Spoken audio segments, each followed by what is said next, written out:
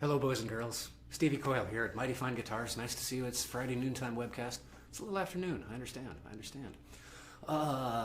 Just kind of winging it today. No particular theme. Got three guitars I definitely want to show you. This one, check this out. Just the visuals alone are pretty compelling. This is built by a gentleman named Michael Propsom out of Vancouver, Washington, right outside of Portland there. And holy smokes, what a gorgeous thing. This wood, and let me flash it around there. Ducky, how am I doing? Is it too reflective there? Not good. Is that pretty good? All right. Folks, how about a hand for Shigor, Mistress of the Machines, my own dear Valerie May. Yes, please applaud for yourself. Thank you. Personing the camera and microphone today. This wood is called, variously, it depends on who you talk to, Padauk, Padak, or Paduk. And frankly, I think Paduk is by far the most fun one to say. So we're going to call it Paduk. It's an African hardwood, really straight grain typically. And my goodness, this thing is just gorgeous. And actually, as it oxidizes, even under the finish here, it'll get even more red and kind of bluish over the years. Beautiful mahogany neck. What have we got here? We got some nice Goto tuners. Looks like 510s or maybe 710 tuners. And it's a tricone. Now what happens here is there are various types of resonator guitars. This one has 3 separate little resonators that live. The centers of the resonators are at the termini, I'm going to go all Jesuit here, of the bits of the T bridge here. So there's one resonator there, there's another one right here, and there's another one here. And the thought is that since you've got the same note coming through 3 different pieces of aluminum, the way the frequencies are generated are going to be different. There's going to be some cancellation, there's going to be some reinforcement. And I think the term that most people use when they compare the sound of a tricone as compared to a single resonator guitar is there's a certain sweetness to it. It's got a sweeter sort of sound. Now this one is not going to have as much clank as a metal-bodied resonator guitar anyway, but it really does have this kind of sweetness to it. And lots of sustain, lots and lots of sustain. Oh, doggone it, let me turn off the heat for just a second here, folks. Excuse me, pardon me. Talk amongst yourselves. It's a coffee clutch. There we go. I think I killed it. That heater is so noisy. But still, so necessary here in Northern California. And this is, one of the remarkable things about this particular guitar is it's set up beautifully. Michael Propsom, the builder, who's a very dear man, very hilarious and funny and hugely talented man, sent along a set of specifications with this. Well, this is made of this, and this is made of that, and these are the tolerances. He's got kind of a proposed setup for anybody down the road that wants to, bring this back into factory specs. And of course, any guitar, once it travels, is going to change a little bit. This is a whole different microclimate from what's happening in Vancouver, Washington. But it's still set up beautifully. It's quite remarkable.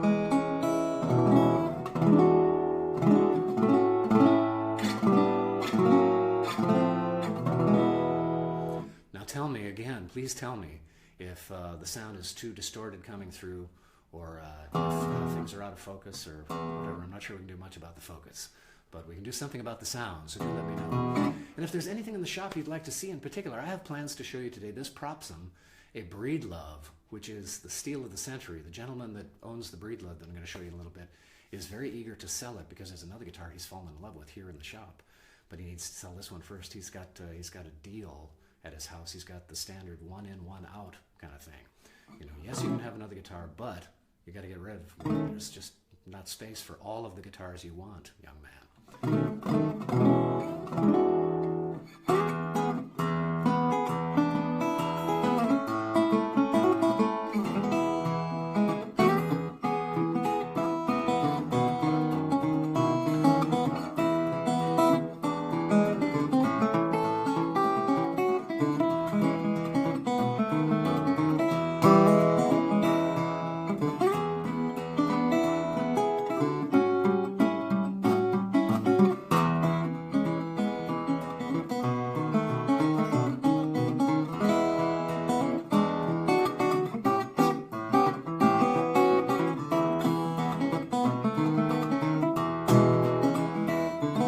playing.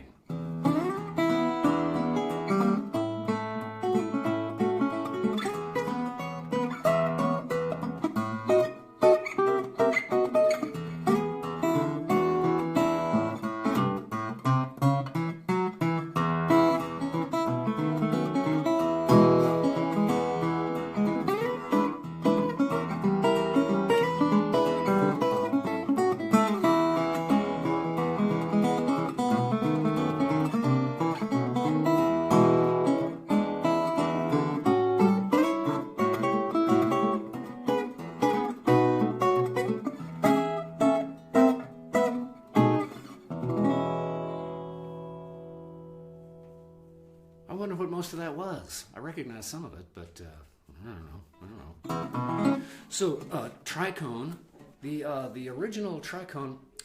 Valerie May, would you mind handing me that tricone that's right there on the edge of the that's the one, right?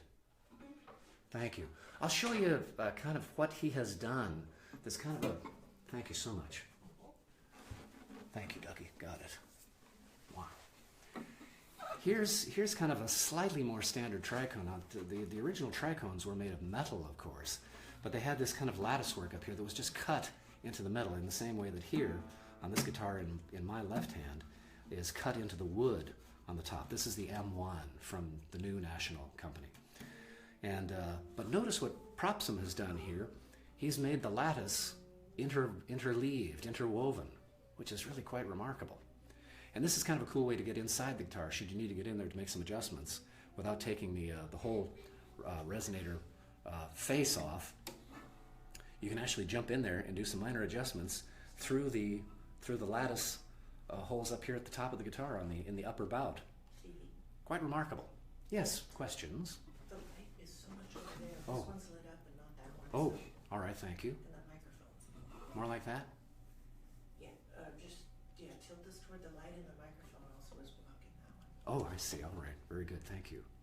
How's that better? Can you see a little better? Yeah. All right, good. So here's a couple of tricones.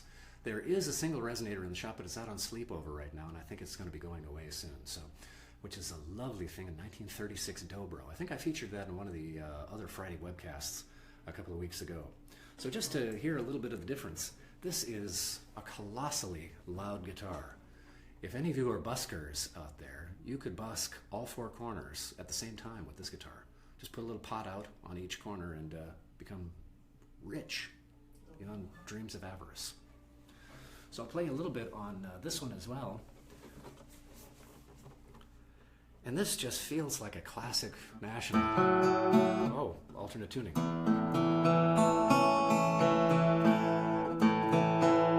Wow, there's three of those.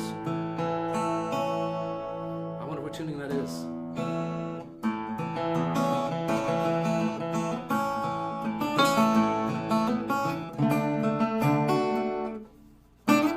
It's the old Kentucky home tuning. That's what it is.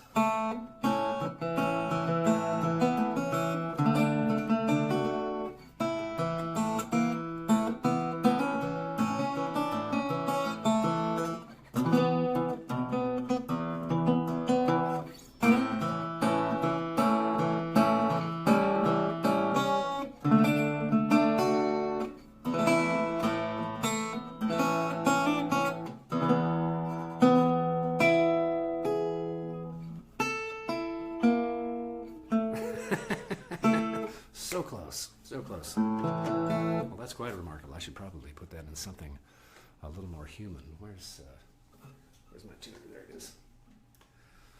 So these are a couple of resonators that are in the shop now.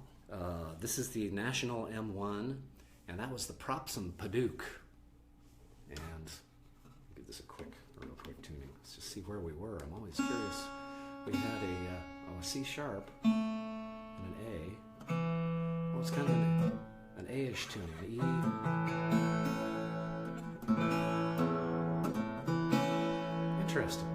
Interesting. I'll mess with that later. So there's a couple of resonators. I also wanted to show you today the deal of the century. And truly, folks, here's the story. This gentleman is very interested in one of the Hamblins in here, and I'm actually holding one for him on the thought that this one might go soon. This is a remarkable Breedlove guitar. People get confused, and Breedlove kind of really did confuse their buying public quite badly by offering at the outset high-end handmade premium wood guitars, and then through a flowchart that is truly Byzantine, ended up selling under the Breedlove name much less expensive guitars. Totally worthy starter guitars and intermediate guitars, $500–600 range up to about $1,000. Still totally cool. And in fact, you know, if I was going to carry a line of guitars in the shop here, and I'm not, but if I was, it would be Breedlove. I think they're hugely underrepresented and totally cool guitars. This one was commissioned by a gentleman who is a great fancier of all things Southwestern. And he wanted the guitar to be made out of Western woods. So sure enough, it's Bastogne walnut. And even the neck is another kind of walnut, as I recall. Like, this is a totally walnut guitar with some bloodwood trim and lots of nice pearl on the front. This, much as it looks like a snake or something, is apparently, I've forgotten if it's Navajo or Hopi. It's some sort of Native American symbology involving clouds and rain coming down into a lake, and a lake pouring the waters out between mountains down a river. So much as that looks like a snake, it ain't. It's weather and stuff. And this guitar is quite remarkable. Just, let's see, who is in on the build on this one? This is a master class, and this is a Kim Breedlove guitar. Kim Breedlove built this one. This is an auditorium size. It's also got a pickup in there. It's got the dual source, the Baggs dual source. So it's got a microphone and an undersaddle pickup, and it is just quite remarkable. This guitar, when it was in the shop, when the gentleman bought it from me the first time, and now he wants to sell it, this guitar sold for, I believe, $5,800. He's asking $3,500. It's a steal. I feel like Crazy Stevie's used guitar lot here. I must be crazy. Look at this. Can you believe this, folks? $3,500. And you can drive it away today. And it's a lovely player as well. It's set up beautifully. And you know, I think I should perhaps, after having played that one, turn up the gain just a little bit for this guitar. Those guitars are just so very loud. Hello, have we got you? There we are.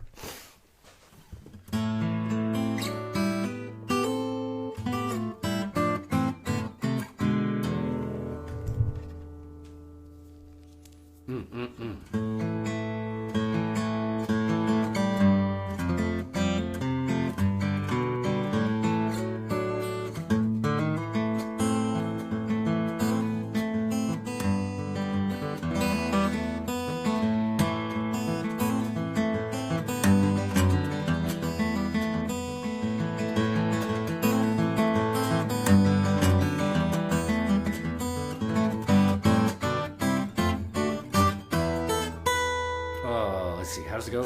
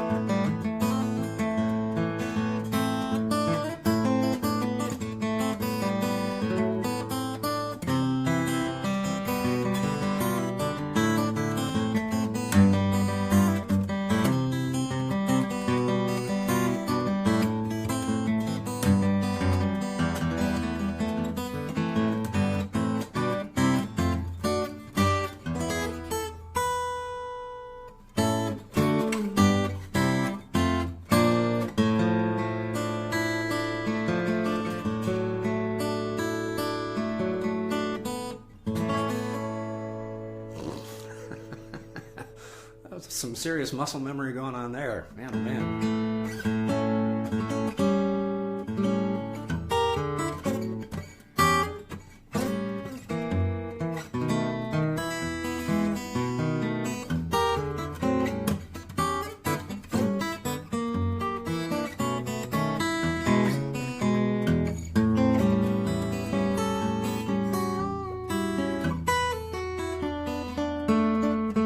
As I play this, I think, you know, this has got such an evenness. Bigger bodied guitars tend to be very bassy. Smaller bodied guitars tend to be really highly articulate without so much saturation. This one would be a beautiful recording guitar. There's a bit of saturation in the bass, but a lot of really cool articulation up in the trebles as well.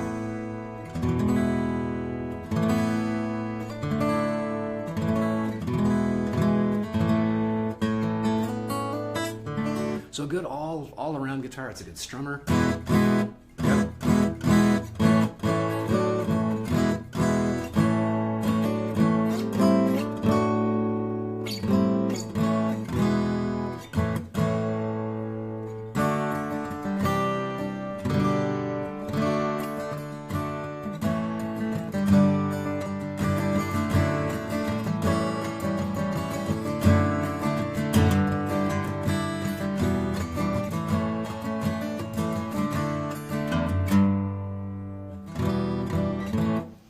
That's a lot of guitar for $3,500. Call me, write to me, we'll talk. This is a Breedlove, custom auditorium guitar. And it's really beautiful too. I always comment that it's sort of this portion of the guitar that really needs to have your attention. Come on in, it's all right. Come on in. Oh, maybe it's the mailman or Mr. Rogers stopping by. Change his shoes. This part of the guitar is the part that you have to look at. That you need to look at when you're buying a guitar, because that's the part that's going to be facing you the whole time during your tenure with that guitar. This is really quite beautiful, with trimmed bloodwood around the back and sides here, and all up and down the neck as well. Really gorgeous. Very lightweight guitar, very responsive, and again, $3,500. That's preposterous.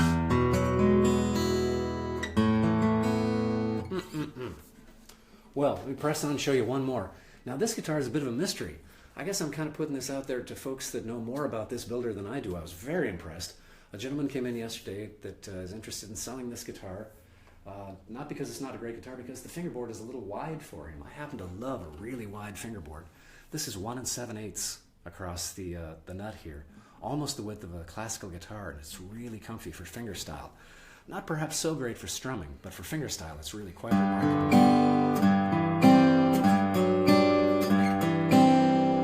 That's wild. Little 00 sized guitar. That kind of sound.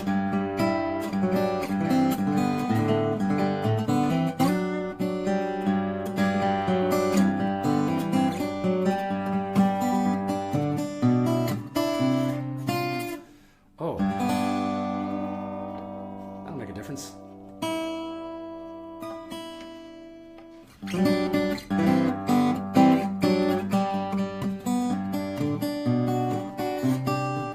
Much better.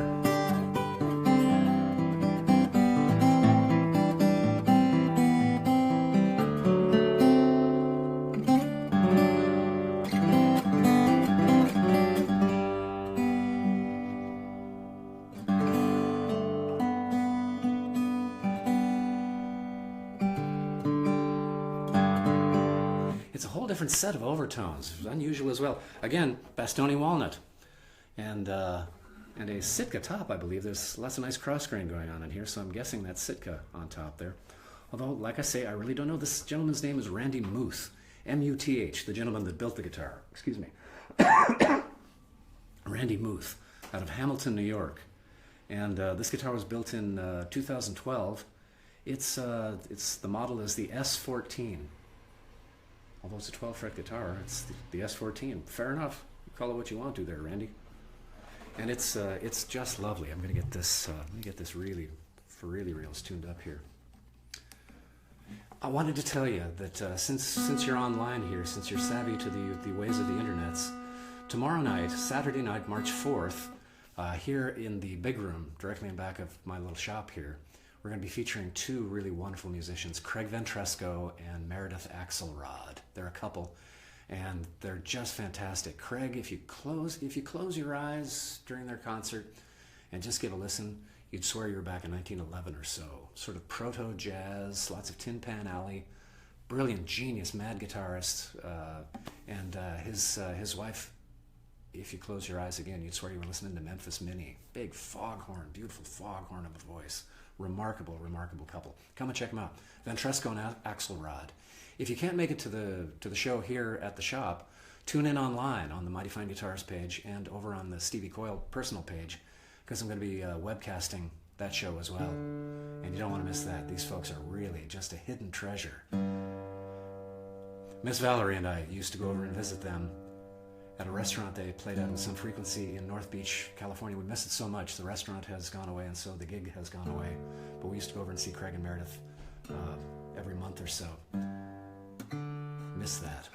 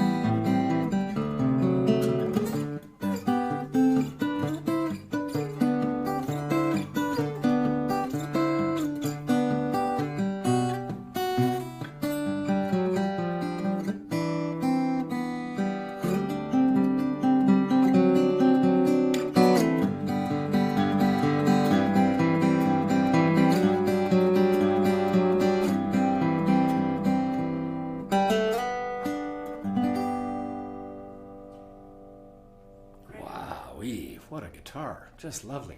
Craig Well, yes. Meredith, 8 p.m. tomorrow. 8 p.m. tomorrow, exactly. 8 p.m., excuse me. Let me squeak you here. Yes, Craig and Meredith will be 8 o'clock Pacific. We're still on standard time. Here at the shop, perhaps a couple of minutes after, because folks are always late coming in. My waiter was slow. Please hold up the show. So we'll probably start about 8:10, and we'll do a webcast as well. How much for the Perlmutter? Do you know, I'm not sure how much this one is. This the fella came in and said, this guitar has, in the spirit of full disclosure, the headstock had been snapped off of this guitar and got sent back to Randy Muth to get it fixed, and he fixed it himself, and it's a beautiful fix. But a beautiful new guitar with that kind of repair, I don't know. I got to do a little more research. I'm guessing in the $4,500 range somewhere. It plays like $1 million. It's just remarkable. This reminds me, for all the world, sonically and in some of the visual appointments, of another guitar that, well, I'll show you. It's right back here. There's another builder who has a guitar model that's not unlike that. Where are you? Here you are. Howard Klepper. This is not the same model, but this is a builder that the Randy Muth reminds me of. Is Howard Klepper here.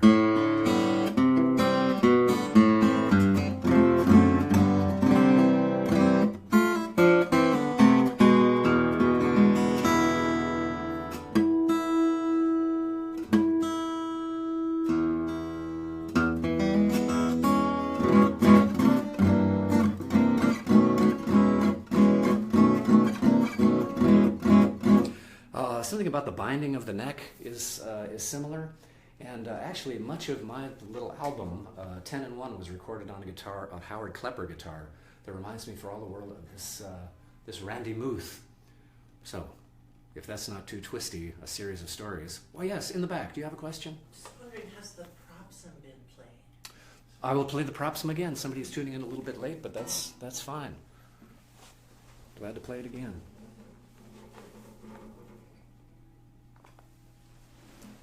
Let me back up just a little bit. It's loud, kids. It's really loud.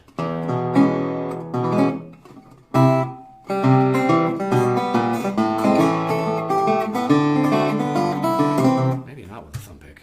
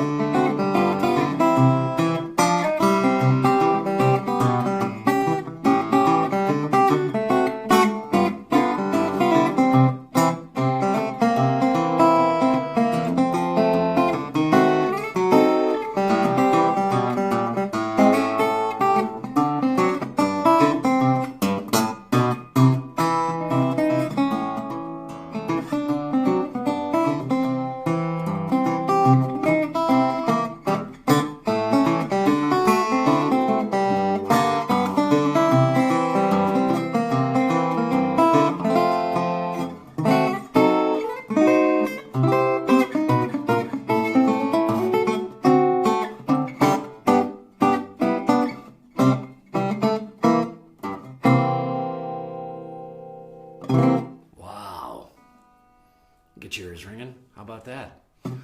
So this week, we looked at Michael Propsom, the Padouk, whatever you like. We looked at the other tricone, a national. We looked at the steal of the century, this here Breedlove custom auditorium.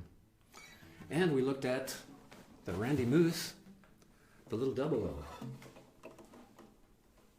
Remarkable guitars all. And again, folks, I sit here in my shop doing my thing, and people walk in and say, here, sell this beautiful guitar for me. It's a living. And I'm just pleased as punch to be able to present these guitars for you. So tune in again next Friday, I'm guessing. Better yet, tune in tomorrow night to hear Craig Ventresco and Meredith Axelrod. Yes, a question in the back there. How do I find out about pricing? Pricing on the guitars, stay in touch with me. Just hit me with an email, stevie@mightyfineguitars.com. I'll pop these up on the website as soon as I get prices for them. I believe the Propsom is $5,100. I think this one is $5,100. The National, I believe, is $3,400. The Breedlove that we looked at, the Breedlove Custom, is $3,500. And I remember when that guitar was in here for sale for $5,800, and it was a steal then. And what else do we have? Oh, the Howard Klepper here in Brazilian and Adirondack is 10,000 American dollars. So but I need to find you a price on the Muth for sure. The rest of them I'm pretty sure I've got good prices on. But the Randy Muth, I'm guessing somewhere in the 4,000s. Just cause it's the way it feels. It sounds like $1 million, like I said, but I'm guessing price-wise that'll be somewhere in the 4s. So thanks for tuning in, kids. Stevie Coyle here. How about a hand, too, for Shigor, Mistress of the Machines, Miss Valerie May. Hooray! And thanks for tuning in. We'll see you next week. Ta-ta.